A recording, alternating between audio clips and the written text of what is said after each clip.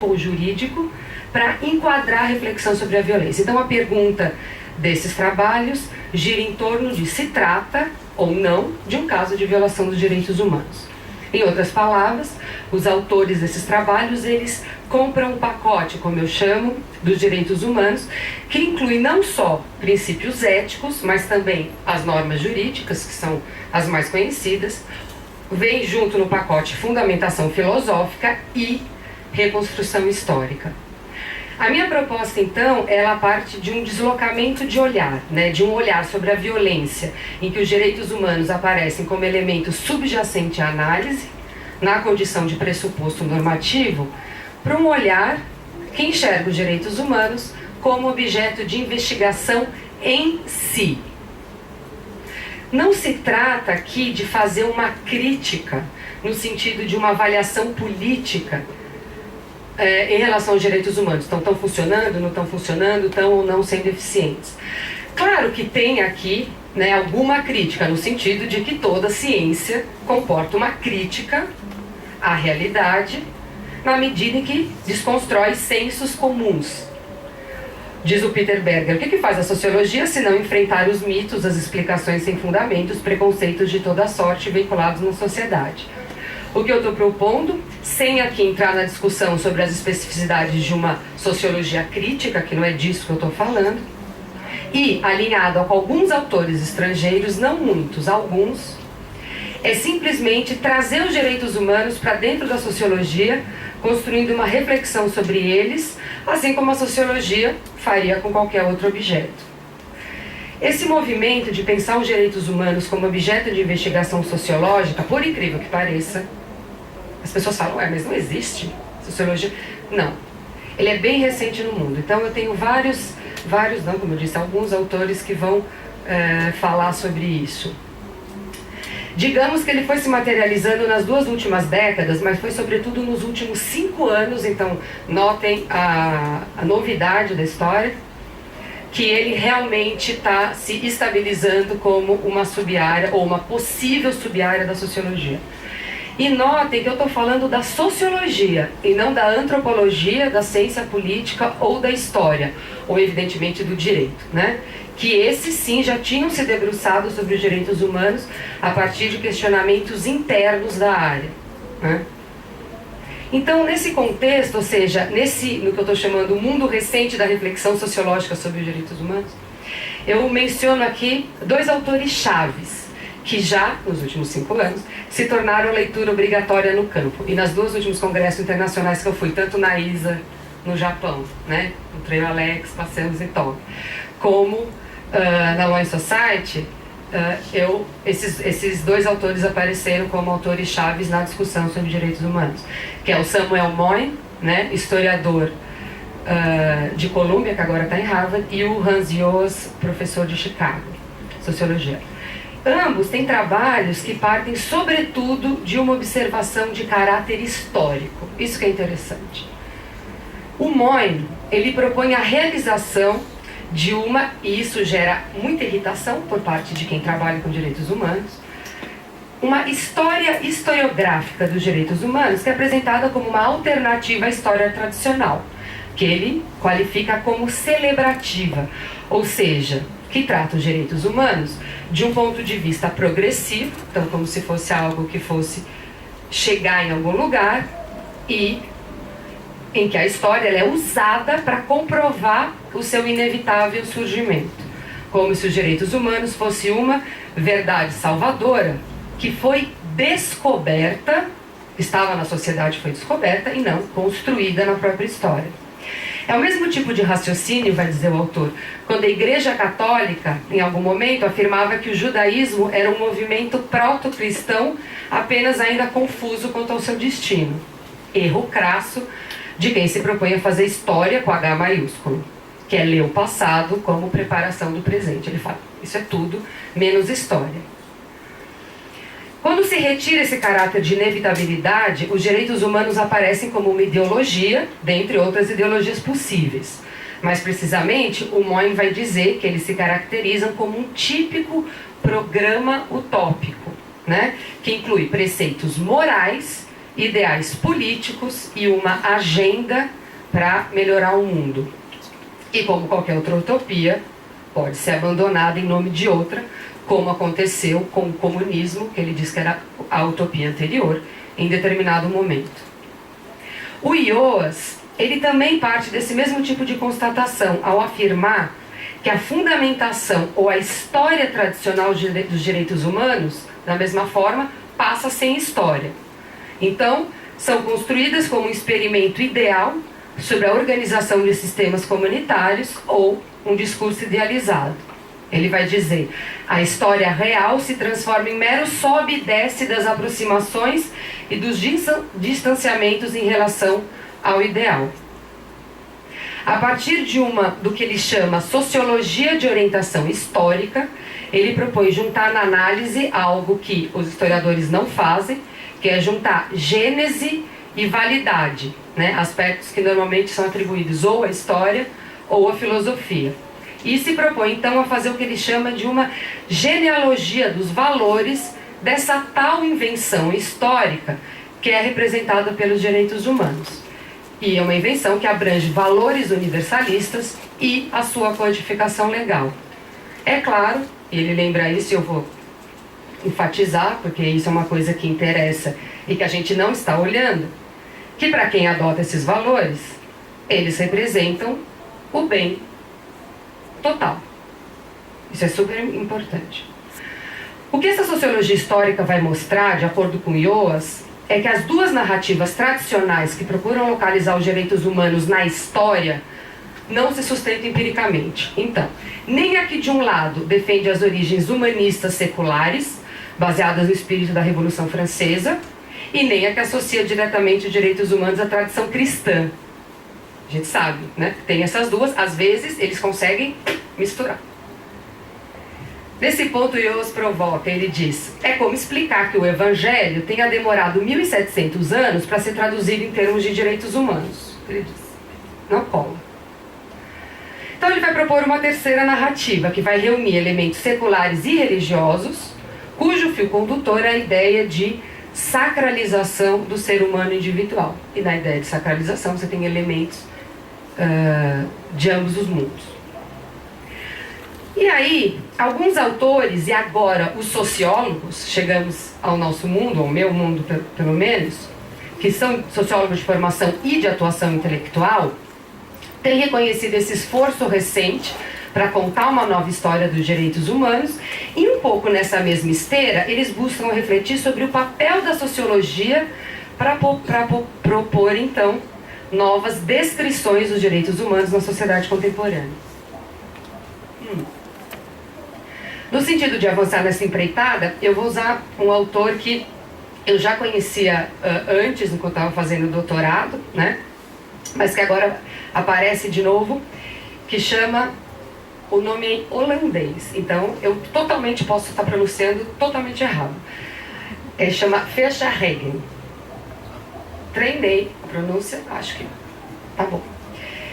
Então, ele é o autor que vai falar, é um dos autores que eu tinha lido no passado, né, durante o meu doutorado, que escrevia sobre direitos humanos a partir de teoria dos sistemas, e ele realmente tem essa iniciativa de fazer um exercício de compreender, né, primeiro, por que a sociologia resistiu a se debruçar sobre esse objeto e o que a gente pode fazer a partir de agora. Num livro, recentemente, que ele publicou com outro autor, Madsen, eles vão... aliás, publicaram em 2014, que o livro chama para compreender a sociologia dos direitos humanos. Eles voltam então às construções teóricas de Marx, Weber e Durkheim para mostrar por que esses autores clássicos, para esses autores clássicos não fazia o menor sentido a ideia de que os indivíduos teriam direitos simplesmente pelo fato de serem humanos, né? Parecia muito mais um tema da filosofia do que algo relevante para a sociologia e para pensar a sociedade moderna. Para eles, né, quer dizer, na interpretação do Verhaeghen, dos clássicos, lei e o direito, né, law, e a moralidade seriam observados sempre em relação ao desenvolvimento de estruturas sociais particulares, deslocando qualquer possibilidade de direitos pré-sociais individuais. É uma interpretação em relação à resistência. No período do pós-guerra, a sociologia da cidadania, isso é uma coisa que eu acho que provavelmente eles têm muita razão, a sociologia da cidadania, né, Sociology of Citizenship eles chamam, parece ter em larga medida funcionado como um substituto ou o que eles chamam de proxy de uma sociologia dos direitos humanos, na medida que abordava o tema dos direitos. E a cidadania, no sentido bem do Marshall mesmo, né, de 1950, funcionava como uma categoria muito mais tangível do que essa ideia universalista e abstrata dos direitos humanos. Afinal, é uma categoria completamente acoplada ao Estado moderno enquanto provedor de direitos e liberdades territorialmente limitadas. Em outras palavras, muito mais fácil de administrar. A despeito desses obstáculos epistemológicos, né, à la Bachelard, nas últimas 2 décadas começa, de fato, a surgir um interesse propriamente sociológico no tema. E hoje, diferentemente de 10 anos atrás, em todos os grandes encontros de sociologia, né, a ISA é um exemplo, conta com um espaço específico para pensar esse tema. No Brasil, alguns trabalhos empíricos se enquadrariam nessa nova abordagem, mas sem se autonomear uma sociologia dos direitos humanos.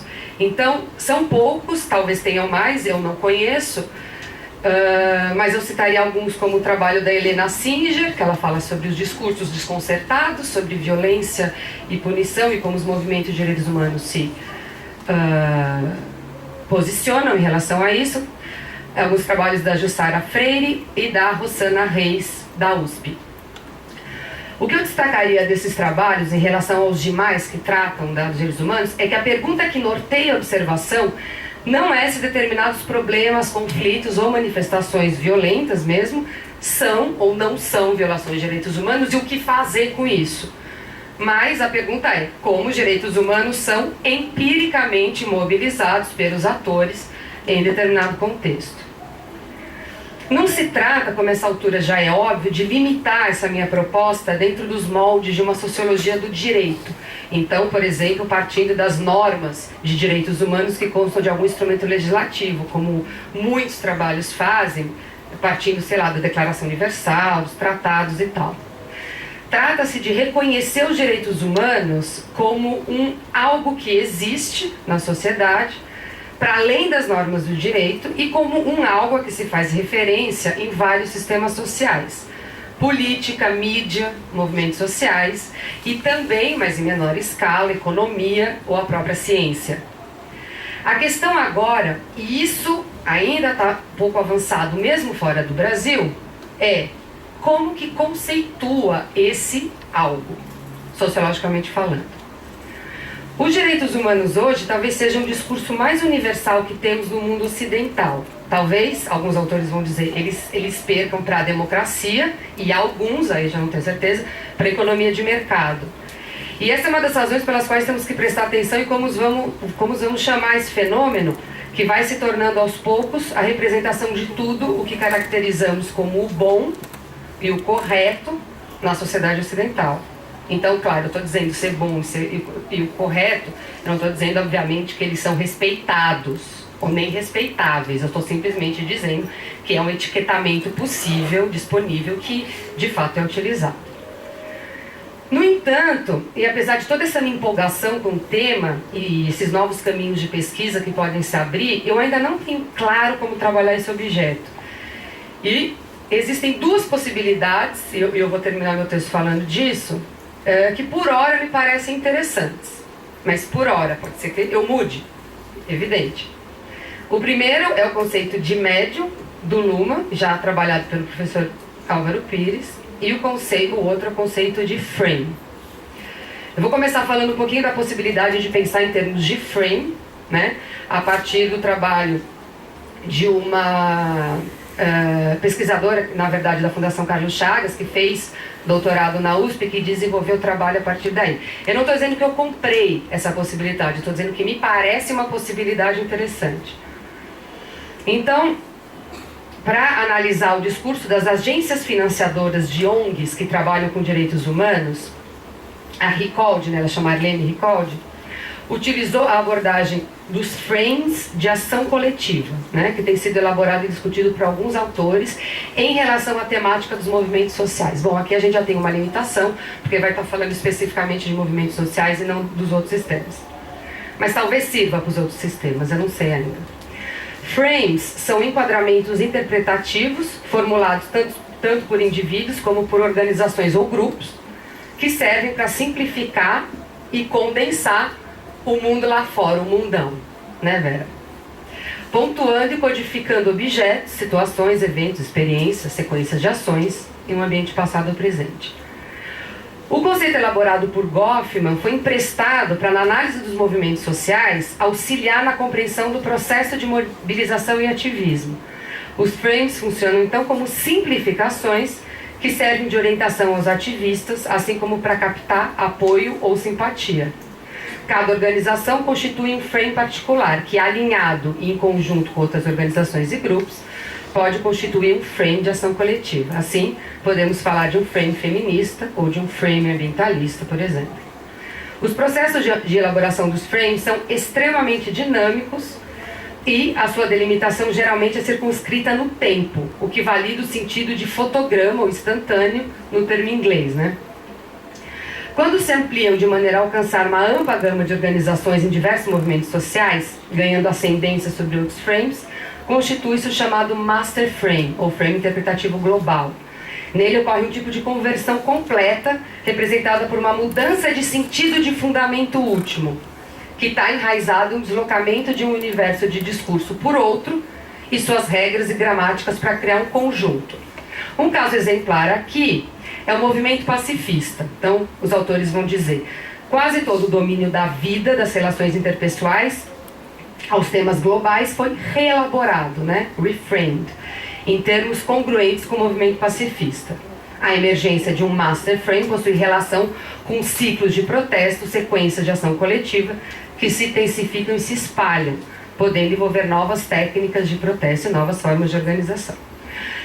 Ricord propõe, então, que a plataforma dos direitos humanos seja entendida como um master frame, que emerge internacionalmente, em especial durante as mobilizações em torno das conferências de direitos humanos da ONU, durante as décadas de 90, no qual se estabeleceu diversos acordos, convenções e tratados que funcionam como parâmetro para a defesa dos direitos internacionais, dos direitos humanos em nível internacional. No Brasil, a gente poderia ela acha que podemos distinguir dois ciclos de protesto, um primeiro associado à defesa dos direitos humanos durante a ditadura e o segundo associado à remobilização de lutas por direitos que emergem no pré e pós-constituinte. Bom, essa é uma possibilidade. A segunda, e aí eu termino.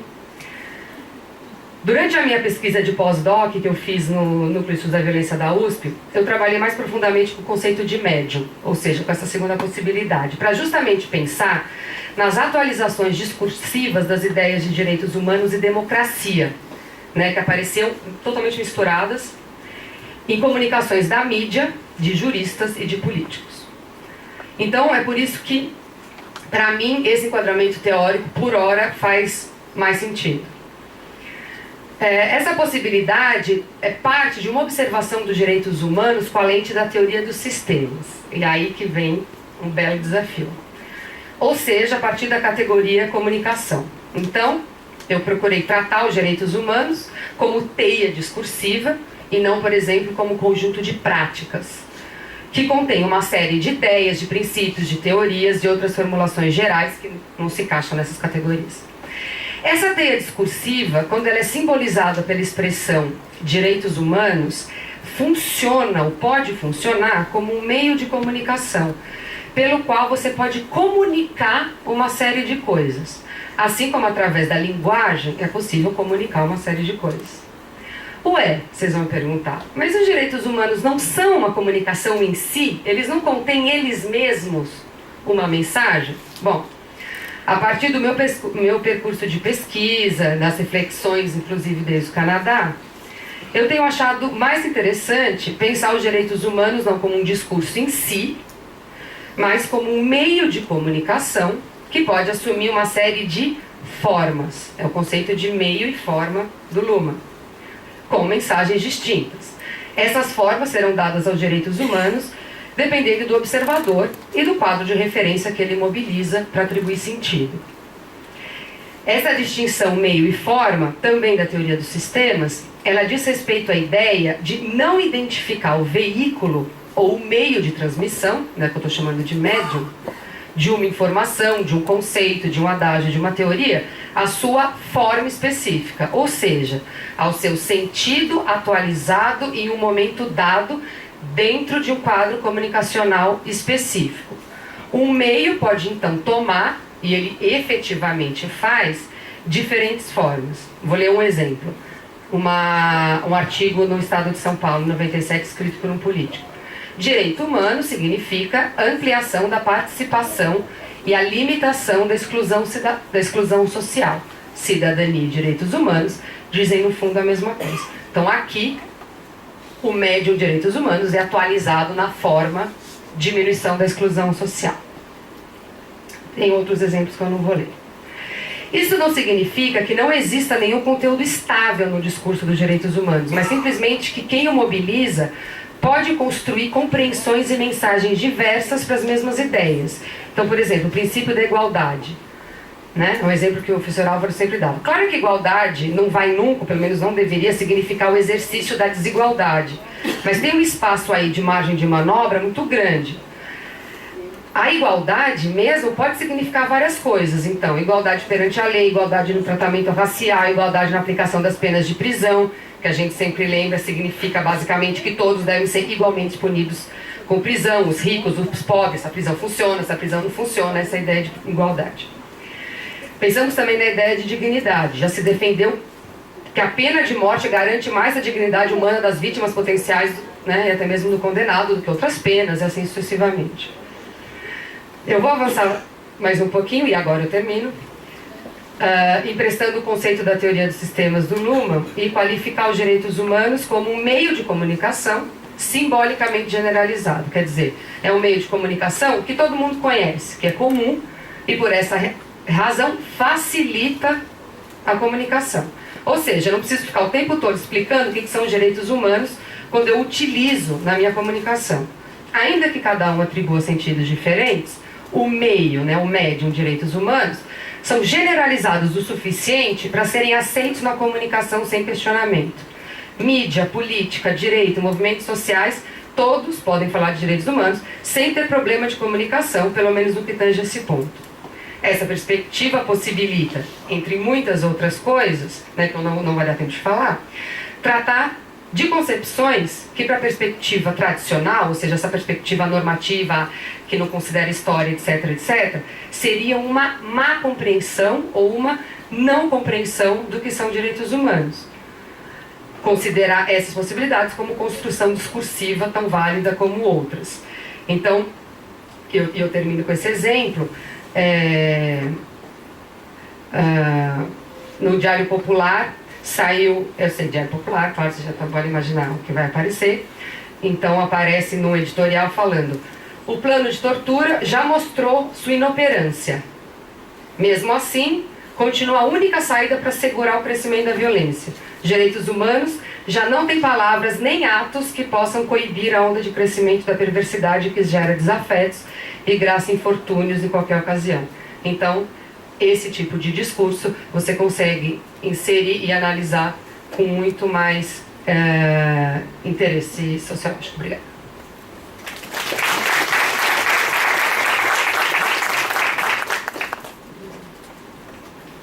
Obrigado, Mariana. Vamos agora passar a palavra para o Edmilson Lopes, que é mestre em Sociologia pela Universidade Federal do Rio Grande do Sul, doutor em Ciências Sociais pela Unicamp e professor do Departamento de Ciências Sociais da Universidade Federal do Rio Grande do Norte. Obrigado, Evaristo. Boa noite. É um privilégio participar de mais um evento do laboratório. Fiquei feliz com o convite. Logo após o convite, fiquei com a seguinte decisão. Tomei a seguinte decisão. Vou apresentar lá o mesmo texto que apresentarei na Unpox.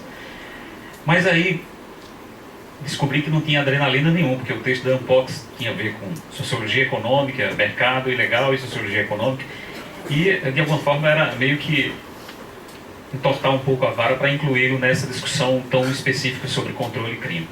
Então, eu imaginei uma intervenção alicerçada no seguinte título: os números e o campo da prevenção ao crime no Brasil. Queria dizer que essa intervenção ela se alicerça também numa piada que, como toda piada que presta, ela é verdadeira, ela relata um fato verdadeiro. Acho que eu demoro um minuto para contar essa piada. No ano de 1981, havia uma seita milenarista no Brasil chamada Movimento Revolucionário 8 de Outubro. Essa seita se uniu com outra que se chamava Partido Comunista Revolucionário, que tinha sua base quase exclusivamente no Nordeste, e tinha como membro do Comitê Central um camponês lá de Caruaru. Como era comum naquele tempo, quando duas organizações se juntavam, os membros de um Comitê Central iriam participar do Comitê Central da seita que fogacitou a outra. Então, em 1981 e 82, o MR8 acreditava que a revolução era iminente. Inclusive, era aconselhável para os militantes que fizessem empréstimos para as campanhas eleitorais de 82, porque a revolução ia ocorrer, o PMDB ia ganhar e a revolução estava iminente, então todo investimento era necessário para que isso ocorresse. Então, lá em fevereiro de 82, teve uma reunião do Comitê Central no Rio de Janeiro, e o novo integrante do Comitê Central, o camponês lá de Caruaru, foi convidado para essa reunião. Só que como essas reuniões eram secretas, ele teve que chegar 2 dias antes, ficar na casa de parente, dizer que estava procurando um trabalho, para depois ir para a reunião do comitê. Então teve uma reunião do comitê, todo mundo discutindo, pegando os indicadores de que o Brasil estava vivendo uma situação pré-revolucionária. E o camponês acompanhou aquela discussão durante 2 dias. No final do segundo dia, perguntaram para ele: mas aí, companheiro, o que você acha dessa situação pré-revolucionária? Lá em Caruaru vocês mandavam os documentos, eu ficava pensando nessa situação pré-revolucionária, dizendo: isso está em São Paulo, no Rio de Janeiro. Eu vim aqui, meus parentes me levaram para a praia, para o shopping, para o mercado. Não vi isso de revolução. Para mim, esse negócio de revolução é um frivião que está na cabeça de vocês. Eu fico sempre pensando que, diante das discussões que nós estávamos, se algumas vezes nós não estamos apenas com um frivião na cabeça e isso não se conecta com o mundo real. Daí eu sempre me dou a pachorra de lembrar uma proposição de um velho que não faz muito sucesso citá-lo neste ambiente, que dizia o seguinte: a vida é essencialmente prática. Todos os mistérios que seduzem a teoria para o misticismo encontram a sua solução racional na praxe humana e no compreender desta praxe. Dessa forma, penso que nos aproximamos de um dos desafios colocados pela utilização, por aquilo que que me coube aqui, pensar um pouco sobre os números que nós estamos produzindo e como eles impactam o debate a respeito do crime e da segurança pública no Brasil. Faço isso porque penso que, assim como existem categorias com as quais pensamos, mas sobre as quais não pensamos, existem formas de organizar a produção do pensamento e a intervenção no debate político que têm as mesmas características. E acho que está ocorrendo um pouco isso com o uso dos números, das pesquisas, das estatísticas a respeito de homicídios e taxas de crime no Brasil. Eu sei que o tema não é muito agradável, porque de certa forma significa um exercício de objetivação de um sujeito que geralmente se pretende objetivante, ou seja, nós mesmos que pesquisamos sobre esse universo. Então, eu coloquei algumas questões como ponto de partida, quer dizer, são 2 na verdade. Como as taxas de crime, as pesquisas de vitimização e de percepção de violência impactam o que, aí entre aspas, campo da prevenção ao crime no Brasil. E como a quantificação está moldando o debate público sobre crime e segurança pública no Brasil. Agora vem o que eu denominei de boias para uma navegação precária. A primeira dessas boias, para essa navegação precária, advém de uma obra que eu acho magistral, de uma historiadora chamada Mary Povey, que ela identifica, ela trata a ideia, ela diz que o número é um fato moderno. Né? O número é um fato moderno. Ele é, ao mesmo tempo, um dado do mundo e é uma pré-interpretação que nós naturalizamos do mundo. O número nos ajuda a reduzir situações complexas e incertas, né? Mas os números possibilitam a comunicação. Uma outra coisa, complementando essa historiadora, é um cara que também muito me agrada a impulsão, um cara chamado Theodore Porter, que escreveu uma reflexão sobre ciência, número e objetividade. E ele resgata algo que nós quase naturalizamos hoje, no início do século XXI, é de que a ideia de que números secundam e fornecem objetividade à análise científica é uma ideia bem recente na história. Quer dizer, houve um momento em que as coisas não eram assim e que a objetividade não era sinônimo de manusear e trabalhar com números. A outra boia porque eu pensei essa articulação, é o conceito de campo, e aí navegar, chover no molhado. Todo mundo sabe que o conceito de campo, de certa forma, é uma síntese burguesiana de duas elaborações tradicionalíssimas, não é? A divisão social do trabalho do Durkheim, as esferas de legitimidade diferenciadas do mundo social com Weber. Quer dizer, é uma sacação, é uma síntese genial para entender as ordens diversas do mundo social e as suas lógicas de legitimação. Obviamente que construídas, percebidas pelo investigador. Então, o que os números dizem e não dizem, né? Os números são performativos, né? Os números são uma forma de nós pensarmos e organizarmos o mundo, em especial a economia. Quer dizer, os números eles têm uma dimensão performativa porque eles constroem o mundo, né? E os nossos discursos alicerçados na mobilização dos números, né, constroem o mundo, né? E legitimam um modo de atuar no espaço público, né? Em consequência. De certa forma também os números, e aí é um voo, eu diria, mais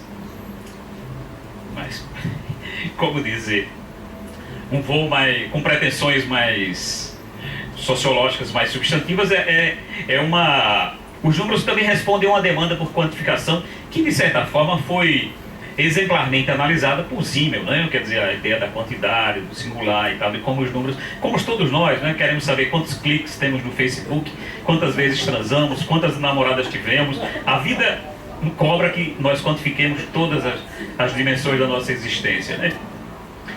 E aí, o que é quantificar? O que é quantificar o homicídio? Né? E a conversa se torna um pouco mais... desequilibra um pouco e nós vamos para um terreno menos seguro. Quer dizer, quantificar exige, de certa forma, um termo de medida, né, e a medição em si mesmo. Isso implica uma negociação de sentidos, né? Nós quantificamos, nós negociamos sentidos substancialmente, não é? Comunicamos, não é?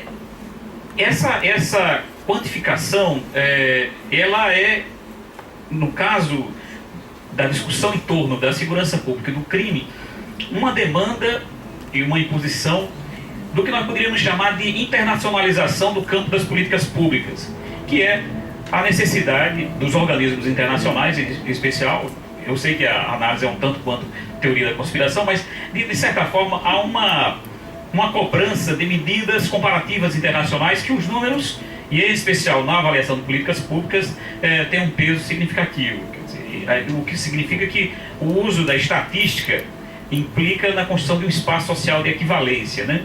Algo que a gente desenvolve depois. O que é que significa então isso, né?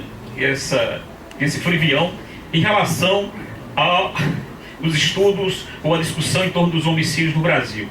Eu especulativamente apontei três caminhos ou 10 caminhos. O primeiro é o que eu denominei de desencaixamento temporal da investigação social. Ou seja, os números produzidos, mapa da violência, anuário, eles cobram do campo, e aí eu estou dizendo do campo, não se sintam ofendidos, não apenas os que estão situados na posição acadêmica, ele cobra uma relação diferenciada com o tempo. Quer dizer, as estatísticas estão aí. Diga aí, professor César, aqui é do jornal O Povo, o que é que o senhor tem a dizer? Saiu hoje a pesquisa do Anuário Estatístico, o que é que o senhor diz sobre isso?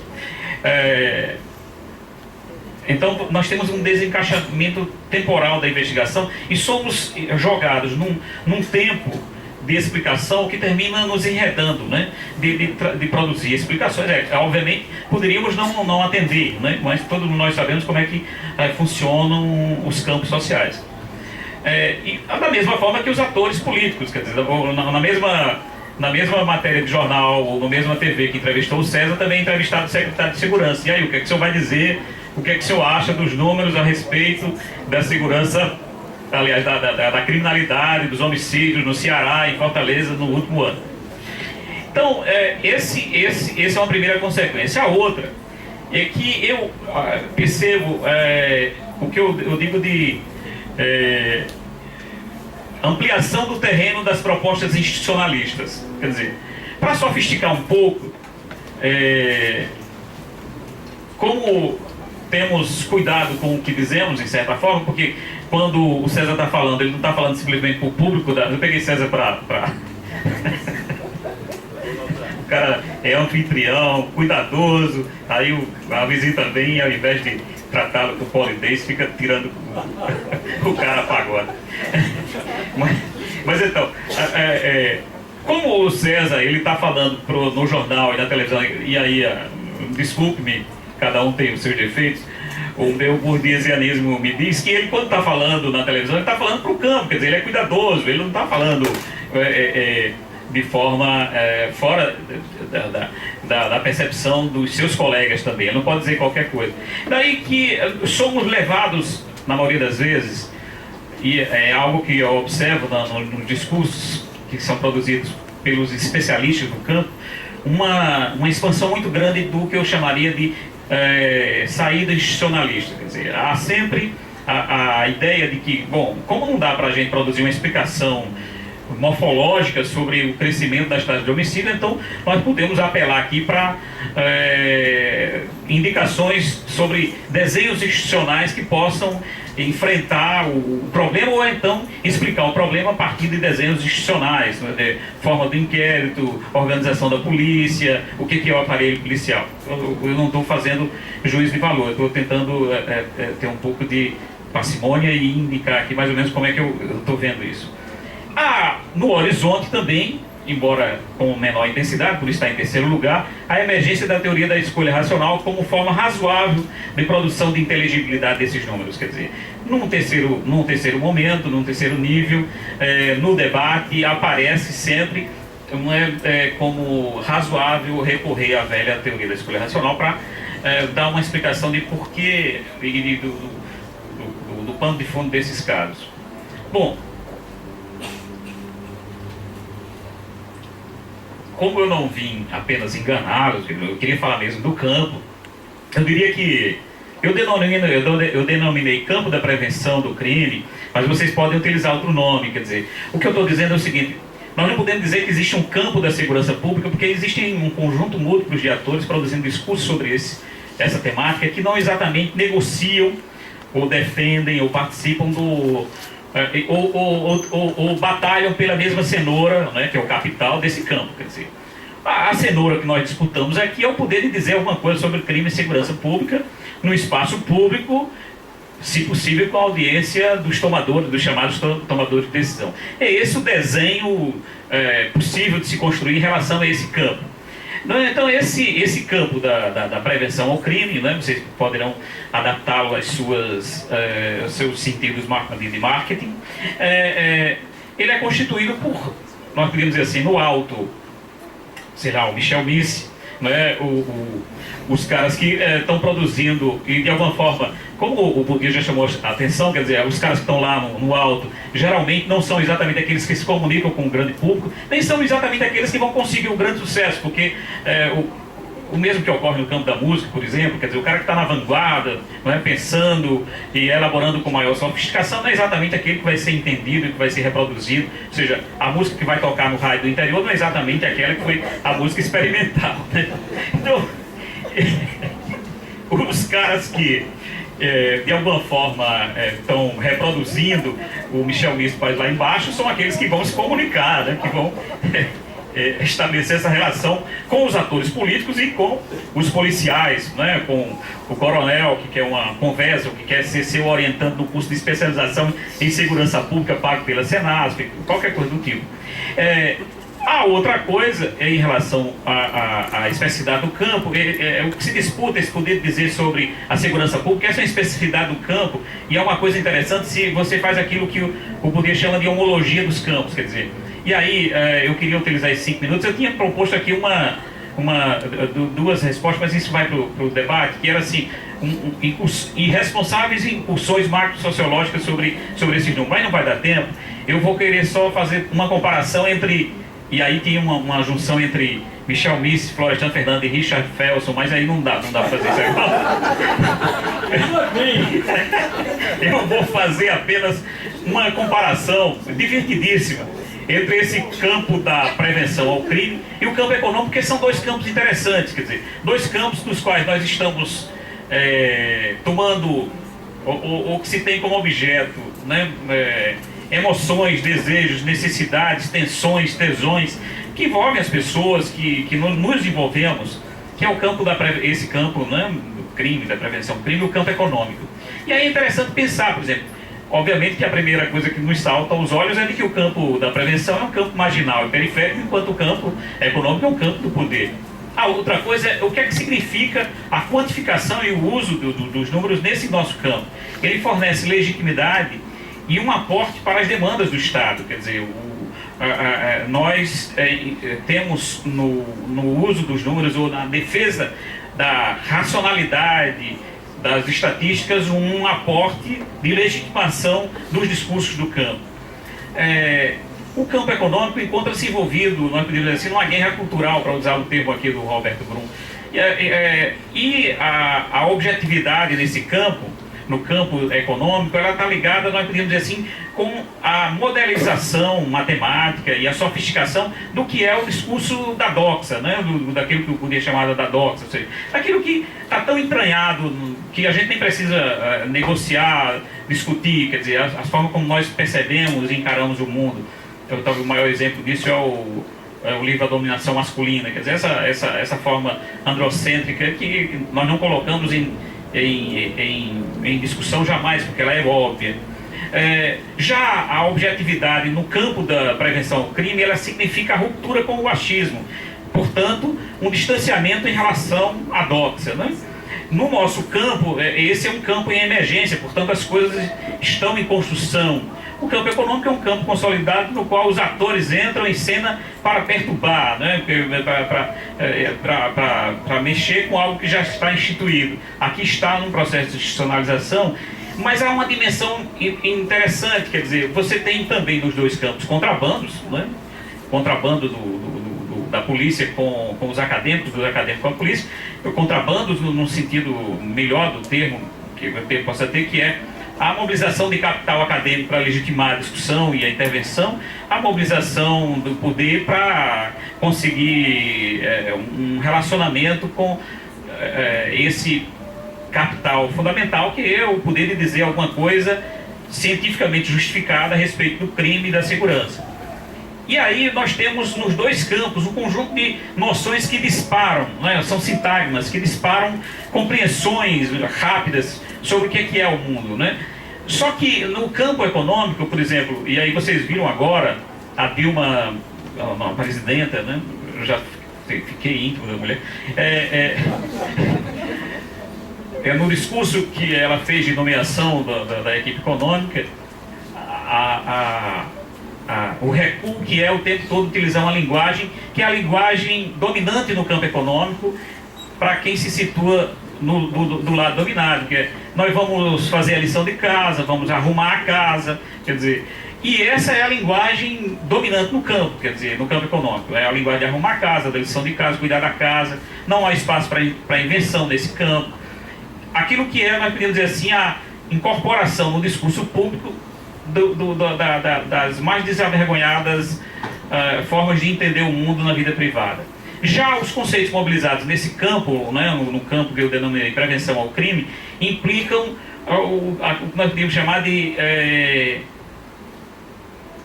quantidade mínima, né, já que eu falei tanto de quantidade, de reflexividade sociológica. Então todo coronel da polícia que vai explicar o aumento da taxa de criminalidade tem que de alguma forma fazer referência a capital social, desorganização social, vitimização, não é mais possível explicações tradicionais, o que é um ganho para o campo.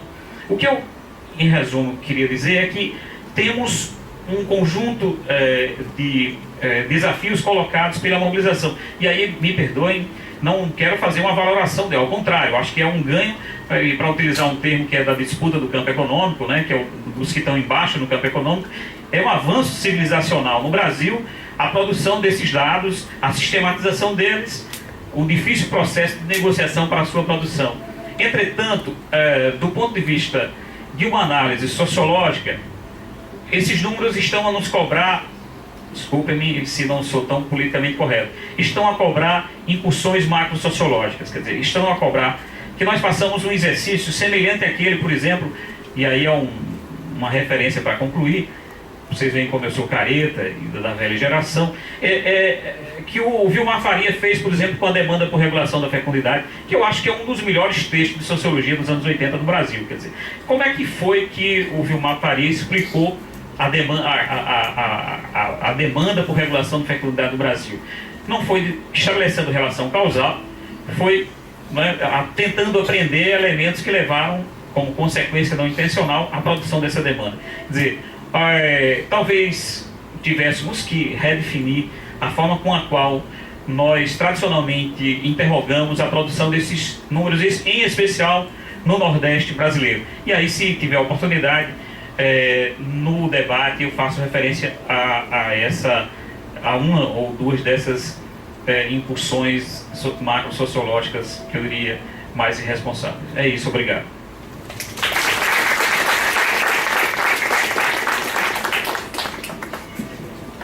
Obrigado, Edmilson. Vamos agora abrir para o debate, fazer uma primeira rodada de 3, 4 perguntas. Solicito apenas que quem quiser perguntar, que venha até a frente, faça uso do microfone, já que nós estamos gravando o evento.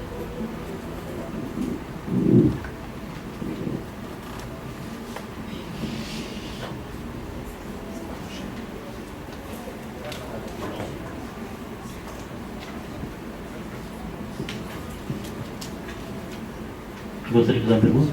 Todos estão cansados? Ou estão envergonhados? Brevemente, é só pedir para o professor Edmilson fazer as instruções irresponsáveis dele em torno das explicações macro.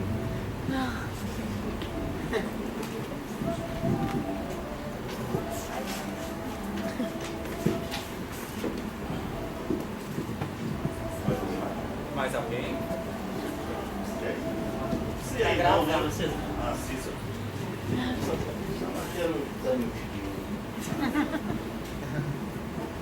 Uma pergunta breve para o Luiz, na verdade. Eu fiquei me perguntando, observando os números que estavam apresentando, aquela linha de baixíssima variação de encarceramento versus crescimento do homicídio. Eu fiquei perguntando se não se dá para pensar nos números que você dispõe, se não é pertinente, se perguntar quem está matando, porque o que esses números sugerem é que quem está matando esse pessoal é a polícia, né? Porque ninguém está sendo encarcerado, então é o policial que está ali fazendo auto-resistência e está matando mais gente, né? Está crescendo homicídio, ninguém está sendo encarcerado. Então eu comecei a me perguntar se a polícia não teria um papel importante nisso. Você não cabe essa pergunta e se tem acesso a essa informação. Não, só isso mesmo.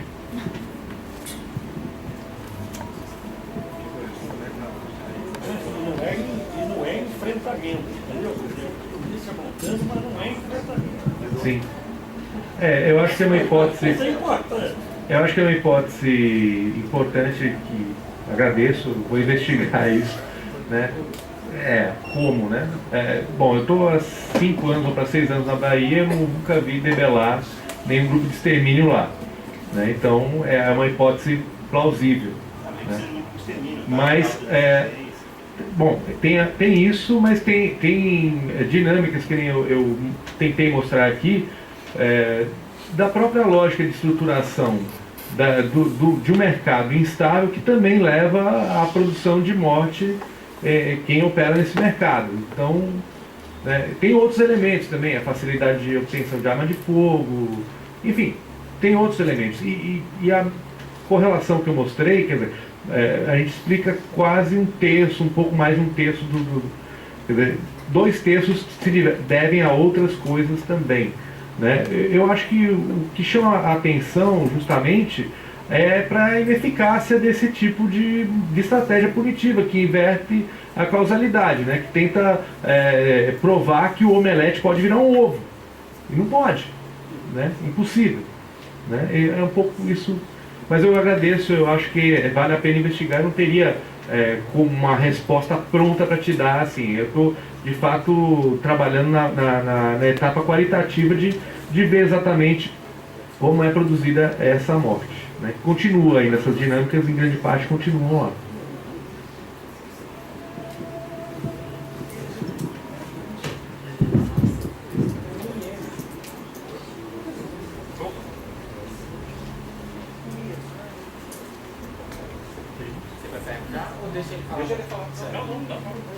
Aproveita o tempo.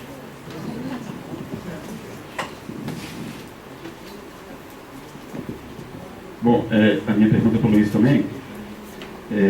Você fez a referência à questão das prisões provisórias, e eu queria te perguntar o seguinte: em Minas Gerais, as prisões provisórias hoje representam em torno de 51% de todos os indivíduos aprisionados. Quer dizer, um número absurdo, né? Completamente fora de qualquer senso de realidade. E eu não queria, na verdade eu queria construir com você um insight, se você entende que isso faz sentido, que é a ideia na verdade a pergunta que eu quero te fazer é a seguinte: a omelete não se transforma no ovo através das prisões provisórias? Quer dizer, quando você tem 51% de pessoas encarceradas de forma provisória, que se mantêm em média em torno de 2 a 3 anos presas até serem julgadas, isso indica que essa sanha punitiva tem uma racionalidade, evidentemente, por trás dela, porque isso não acontece à toa e sem vetor, né? Quer dizer, há uma lógica institucional que provoca, que produz isso e que alcança algum resultado através dessa prática sistêmica, porque ela é uma prática sistêmica. Então, essa prática não seria exatamente o vetor que permite que essa sanha punitiva encontre um resultado que não se expressa através da relação que você mostrou, mas que poderia se expressar, por exemplo, através de um controle sistêmico que até certo ponto mantém sob uma determinada linha de maleabilidade o fenômeno que você está avaliando?